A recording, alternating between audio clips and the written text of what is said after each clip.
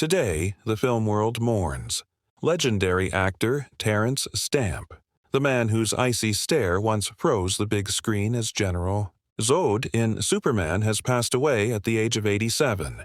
His family confirmed he died peacefully on Sunday morning, August 17, 2025. And like all great figures, the news spread rapidly across the globe.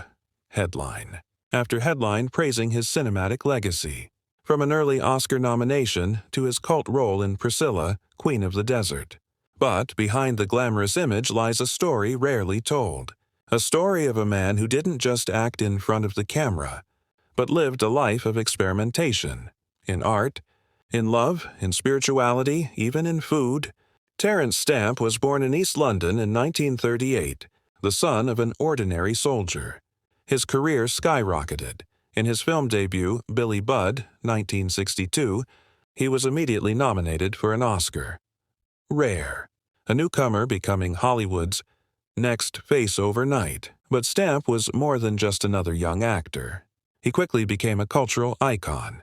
In the swinging London of the 1960s, Stamp was the handsome face in sharp mod suits, walking beside Julie Christie and Jean Shrimpton.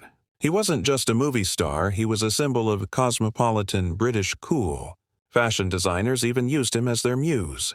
Like many young stars, the spotlight didn't last forever. By the 1970s, Stamp appeared less frequently on screen. Instead of chasing roles, he left Hollywood altogether.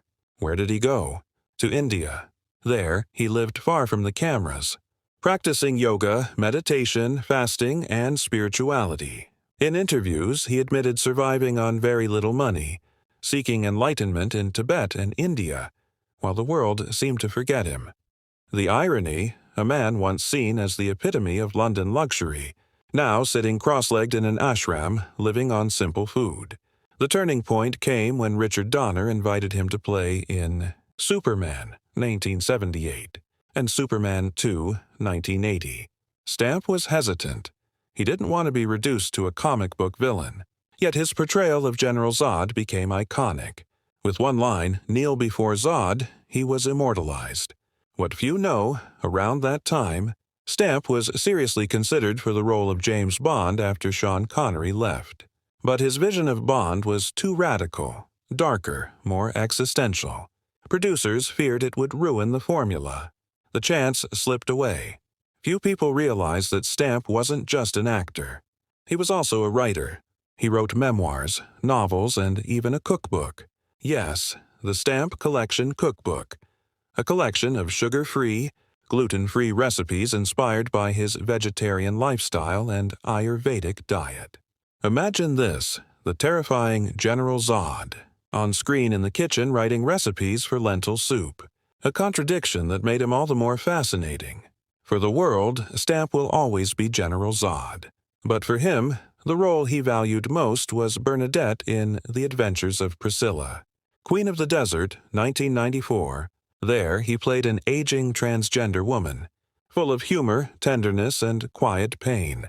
Stamp once said that role allowed him to express his most human side, something he rarely found in other characters. The film, once considered outrageous, revealed Stamp's deep sensitivity as a true actor. From the tough East End of London to Hollywood's red carpets, from a 1960s fashion icon to a spiritual seeker in India, from a feared villain to the beloved Bernadette, from world-class actor to humble cookbook writer. Today, as we remember his passing, what remains is not just his films, but his courage to live on his own terms, to risk losing the spotlight, to risk being called strange, to risk constant reinvention. That is Terence Stamp's true legacy. Terence Stamp may be gone, but his presence endures. In the icy glare of Zod, in the tenderness of Bernadette, in the pages of the books he wrote, and in the courage to live a life unapologetically his own.